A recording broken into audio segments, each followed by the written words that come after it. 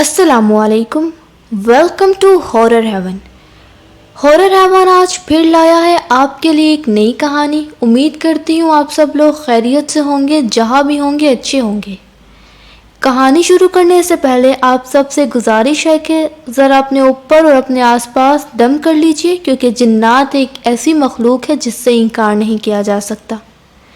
और जहाँ भी इन मखलूक़ात की बातें हो रही होती हैं, ये बड़ी दिलचस्पी से अपनी बातें सुनते हैं और आपके पास आ बैठते हैं। लाइट्स ऑफ कर दीजिए और हेडफोन्स लगा लीजिए ताकि कहानी सुनने में आपको भी दिलचस्पी हो।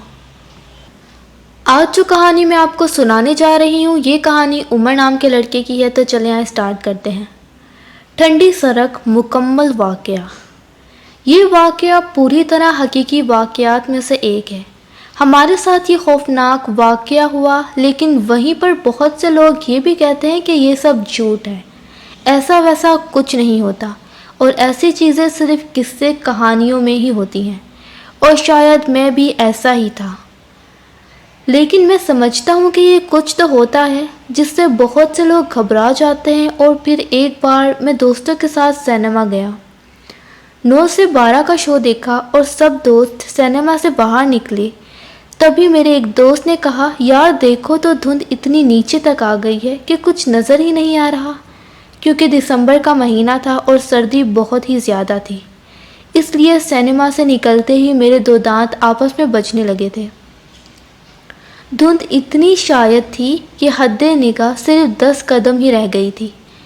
मैंने कहा, अरे यार अब तो बाइक भी कछुए की रफ्तार से चलानी पड़ेगी। देखो तो वाकई में कुछ दिखाई नहीं दे रहा। ऐसे में टाइम पर घर कैसे पहुंचेंगे? दोस्तों ने कहा, यार कोई बात नहीं, अब घर तो जाना ही है ना, वैसे भी हम यहाँ रुककर धुंध ख़त्म होने का इंतज़ार थोड़ी ना करेंगे, चलो निकलते हैं। इसके बाद हम सब ने अपनी अपनी बाइक स्टार्ट की और वहाँ से एक साथ घर की तरफ चल दिए। अभी कुछ ही दूर गए थे कि एक दोस्त बोला, यार सड़क बिल्कुल खाली है, कोई ट्रैफिक नहीं और ना ही कोई रोकने वाला, तो क्यों ना रेस हो जाए, देखते हैं कि मोहल्ले में सबसे पहले कौन पहुंचता है। ये सुनकर बाकी दोस्तों ने कहा, तो चलो फिर आज देख लेते हैं किस में कितना दम है। मैंने कहा, अरे क्यों मरने वाले काम कर रहे हो, 10 कदम से आगे तो कुछ नज़र नहीं आ रहा और ऊपर से तुम लोग रेस की बात कर रहे हो। इतने में आमिर ने कहा, उमर सीधे सीधे बोल, तुझे डर लग रहा है क्योंकि तुम इस वक्त हमसे जीत नहीं सकता। मैंने कहा, यार ऐसी बात नहीं है, धुंध की वजह से कुछ नज़र तो आ नहीं रहा, तो ऐसे में रेस कैसी? तुम्हें नहीं लगता कि हमें इस वक्त बहुत एहतियात से जाना चाहिए? तभी मेरे दूसरे दोस्त ने कहा, अरे हम सब लोग लगाते हैं रेस, इसको आराम आराम से आने दो पीछे, वैसे भी जब हम इसके सामने बिजली की रफ्तार से जाएंगे तो मुझे यकीन है कि इसकी सारी एहतियाती नसीहतें ये खुद ही भूलकर बाइक को हवा की तरह उड़ाएगा। इतने में एक दोस्त ने कहा, चलो शुरू करते हैं। सब ने अपनी अपनी बाइक की स्पीड तेज़ कर ली और देखते ही देखते धुंध में गायब हो गए। मैंने आम सी जैकेट पहन रखी थी और मैंने हाथों में ग्लव्स भी नहीं पहने हुए थे, जिसकी वजह से मेरे हाथ पूरी तरह सर्दी से ठर गए थे। मुझे बहुत ही ज़्यादा ठंड लग रही थी, इस वजह से मैंने अपनी बाइक की स्पीड आहिस्ता ही रखी। क्योंकि मैं सर्दी से कांप रहा था, इस वजह से मैं बहुत ज़्यादा स्लो हो गया था। अब पूरी सड़क वीरान थी और मैं अकेला ही सड़क पर पागलों की तरह जा रहा था। अब मैं बहुत परेशान हो रहा था क्योंकि सड़क पर बहुत सन्नाटा था। बहुत ही देर बाद कोई एक आध गाड़ी या बाइक पास से गुजर जाती, इसके बाद सड़क फिर से वीरान हो जाती। मैं चुपचाप बस चलता जा रहा था और ऐसी खामोशी थी कि मुझे सिवाय मेरी बाइक की आवाज़ और किसी की आवाज़ सुनाई नहीं दे रही थी। मैं चलते चलते एक मोड़ पर जाकर रुक गया। ये एक शॉर्टकट रास्ता था। इस शॉर्टकट रास्ते का नाम ठंडी सड़क था और ये इस सड़क का नया नाम था, जबकि ये सड़क इस वक्त बांसों वाली सड़क के नाम से मशहूर थी, क्योंकि इस सड़क के दोनों एतराफ़ में बांसों के बड़े बड़े दरख्त लगे हुए थे। मैंने सोचा, अगर मैं इस बांसों वाली सड़क से जाऊं तो जल्दी ही अपने दोस्तों तक पहुंच जाऊंगा, क्योंकि मेरे दोस्त जाना तो धर्मपुरे ही है, वो सीधा माल रोड की तरफ से धर्मपुरा जाएंगे, मैं इनके पास पहुंच जाऊंगा। لیکن اس کے ساتھ ساتھ میں تھوڑا گھبرا بھی رہا تھا، کیونکہ یہ سڑک پہلے ہی عجیب و غریب واقعات سے بہت بدنام تھی۔ بہت سے لوگوں میں سے اس سڑک کے بارے میں سنا تھا کہ اس راستے پر بہت سی ہوائی چیزوں کا بسیرا ہے۔ ان کا یہ بھی کہنا تھا کہ جو بھی رات 7 بجے کے بعد اس سڑک سے گزرتا ہے، اس کے ساتھ ضرور کچھ انہونی ہو جاتی ہے۔ کافی لوگ تو اس سڑک سے دن کے وقت بھی نہیں گزرتے تھے، کیونکہ وہ اس سڑک کو لے کر بہت ڈرے ہوئے تھے، کیونکہ اس سڑک کے دونوں اطراف میں کوئی آبادی نہیں تھی، بس کچھ جنگل تھا، جھاڑیاں اور بانس کے درخت تھے۔ بس کچھ دور جا کر ایک سائٹ پر پرانا سا کالج تھا۔ اس کالج میں جانے کا راستہ بھی نہر والی سائٹ پر تھا، یعنی اس سڑک پر صرف کالج کے پیچھے والا دیوار ہی تھی، اور رات 7 بجے کے بعد یہاں سے کوئی نہیں گزرتا، جبکہ میں تو تقریباً 12:30 کے قریب اس سڑک پر کھڑا تھا۔ پھر میں نے سوچا، یار میں تو ایسے ہی ڈر رہا ہوں، لوگوں کا کیا، لوگ تو ایسے ہی سنی سنائی باتوں پر یقین کر لیتے ہیں، جبکہ میرے نزدیک یہ صرف افواہیں ہی ہوتی ہیں۔ یہ سوچ کر میں اس سڑک پر چل پڑا اور آہستہ آہستہ بائک چلاتا ہوا آگے بڑھنے لگا۔ اس سڑک پر دھند اور بھی زیادہ تھی، بس بائک کی لائٹ میں ہی تھوڑا بہت نظر آ رہا تھا۔ میں ابھی تھوڑا دور ہی گیا تھا کہ مجھے ایسا لگا کہ سڑک کی بائیں طرف کوئی سفید کپڑے پہن کر کھڑا ہے، لیکن مجھے صاف دکھائی نہیں دے رہا تھا۔ میں نے بائک کی سپیڈ بالکل کم کر لی اور تھوڑا اور آگے گیا۔ بائک کی لائٹ اس چیز کی طرف ڈالی تو میں دیکھتا ہوں کہ یہ بہت ہی خوبصورت اور دلکش سفید لباس پہنے ایک عورت کھڑی ہے۔ اس کے کالے گھنگریالے لمبے لمبے بال تھے، جو کہ اس نے کھلے چاڑے ہوئے تھے۔ اس کا چہرہ بہت ہی پرکشش اور خوبصورت تھا۔ اس نے بہت ساری جیولری پہن رکھی تھی، ایسا لگ رہا تھا کہ یہ کسی امیر ترین گھرانے سے تعلق رکھتی ہے۔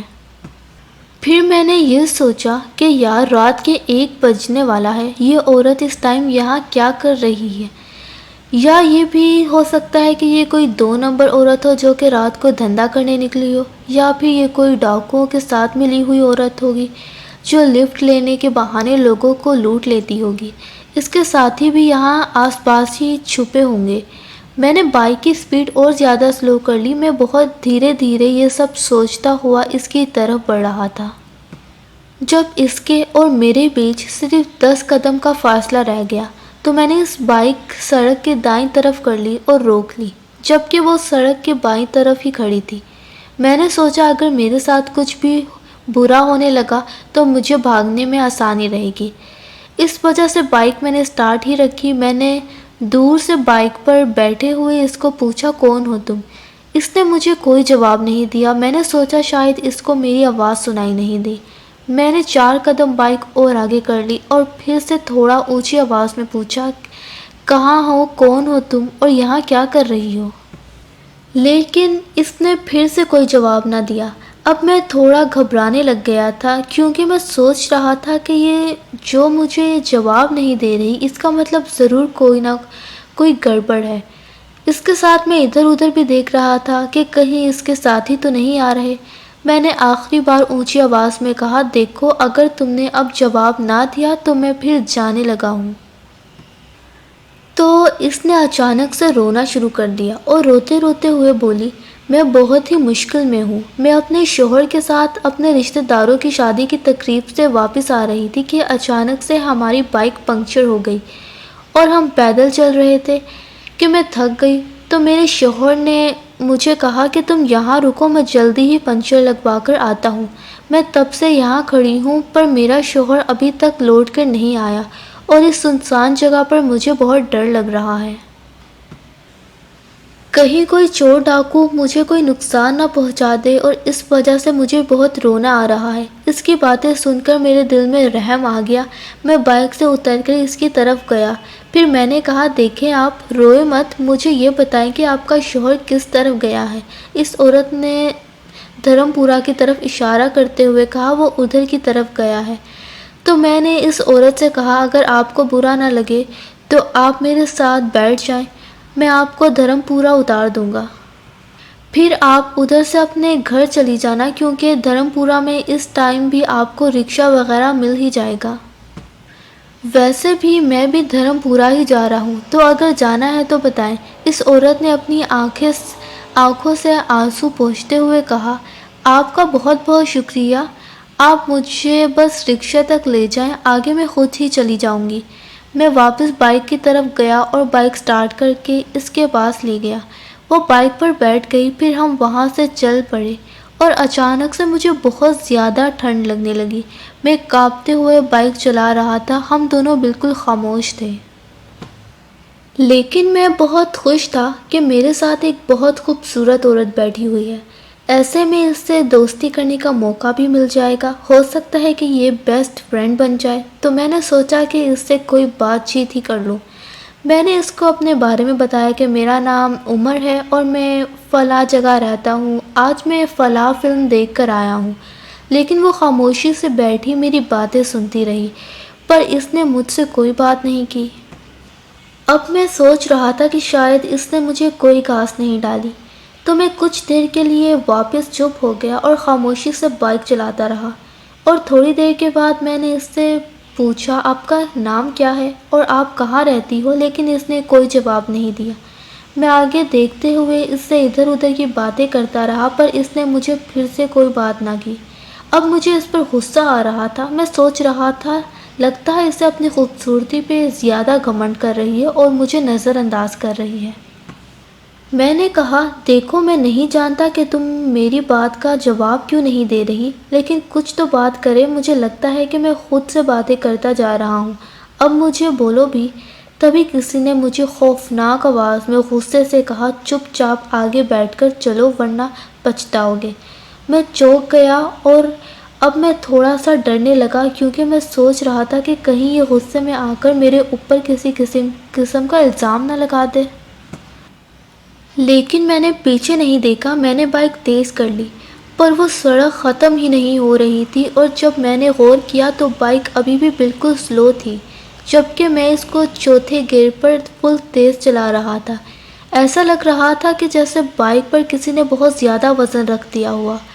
اور یہ سب دیکھ کر میں نے اب پوری طرح گھبرانے لگ گیا، کیونکہ میں ابھی آدھی سڑک پر بھی نہیں جا پایا تھا، جبکہ پوری سڑک 2 کلومیٹر کی تھی۔ میں پوری طرح سے بائک کو بھگانے کی کوشش کر رہا تھا کہ اتنے میں میرے پیچھے سے زور زور سے سانس لینے کی آواز سنائی دی، جیسے کوئی میرے کان کے پاس ہی کوئی تیزی سے سانس لے رہا ہو۔ میرے رونگٹے کھڑے ہونا شروع ہو گئے۔ اب میں کچھ سمجھ گیا تھا کہ میرے ساتھ کوئی عورت نہیں ہے بلکہ کچھ اور ہی چیز ہے۔ اتنے میں اس عورت نے میرے کندھے پر ہاتھ رکھا اور اچانک سے میرے پورے جسم میں سے ایک ڈر کی لہر دوڑ پڑی۔ میں نے ڈرتے ہوئے جب اپنے کندھے پر نظر ڈالی تو مجھے ایک عجیب سا بڑے بڑے نوکیلے ناخن والا کالا سا ہاتھ دکھائی دیا۔ وہ آہستہ آہستہ سے میری گردن کی طرف بڑھنے لگی اور میرے پیچھے سے ایک خوفناک ہنسی کی آواز آنے لگی۔ وہ ہنسی ایسی تھی کہ اس کے آگے میری بائک کی آواز بھی دب گئی اور بائک جیسے کسی جگہ میں پھنس گئی تھی۔ اس کے ٹائر تو گھوم رہے تھے پر بائک ایسی کھڑی تھی۔ تبھی کسی نے پیچھے سے میرے دوسرے کاندھے پر اپنا منہ رکھ دیا۔ میں ڈر سے تھر تھر کانپنے لگا۔ ابھی میں بائک سے گرنے ہی والا تھا کہ پتہ نہیں کیسے میں نے ہمت کر کے زور زور سے کلمہ پڑھنا شروع کر دیا، اور ایسا کرتے ہی میرے پیچھے سے خوفناک چیخ کی آواز آئی۔ میں نے کانپتے ہوئے گردن سے پیچھے دیکھا تو میرے ساتھ ہی ایک بہت بھیانک شکل والی عورت بیٹھی ہوئی تھی۔ اس کی شکل پوری طرح کالی، لیکن اس کے بڑے بڑے سفید ناخن تھے جو رات میں لائٹ کی طرح روشن تھے، اور اس نے ایک ہاتھ میری گردن پہ رکھا ہوا تھا، دوسرے ہاتھ سے ایک درخت کو پکڑا ہوا تھا جو کافی دور تھا۔ شاید اسی وجہ سے بائک آگے نہیں جا رہی تھی۔ یہ سب دیکھ کر میرا پورا جسم بالکل برف کی طرح ٹھنڈا پڑ گیا۔ میں اور زیادہ اونچی آواز میں کلمہ پڑھنے لگا اور اس نے میری گردن کو چھوڑ دیا، اور میں نے جلدی سے کلمہ پڑھتے ہوا بائک کو پوری طرح ریس دی تو وہ عورت بائک سے نیچے گر گئی اور اچانک سے بائک فل سپیڈ سے آگے بڑھنے لگی اور بالکل ہلکی ہو گئی۔ میں نے پھر پیچھے مڑ کر نہیں دیکھا اور 5-6 منٹ میں ہی دھرم پورہ کے چوک پر جا پہنچا، اور وہاں سے میں گھر چلا گیا۔ اب وہ چیز کہاں تک میرے پیچھے بھاگی ہوگی مجھے کچھ پتہ نہیں، بس اتنا پتہ ہے کہ اس دن مجھے فوراً سے بہت تیز بخار ہو گیا تھا، اور اس دن کے بعد سے میں دوبارہ کسی کا بھی مذاق نہیں بنایا، کیونکہ میں جان چکا ہوں کہ واقعی میں ہوائی چیزیں ہر دور میں ہوتی ہیں، اور ان کو بھی کبھی بھولنا نہیں چاہیے۔ اگر آپ کو میری آج کی سٹوری پسند آئی ہے تو پلیز میرے چینل کو سبسکرائب کریں اور میری ویڈیو کو لائک کریں اور اپنے دوستوں کے ساتھ شیئر کریں۔ شکریہ۔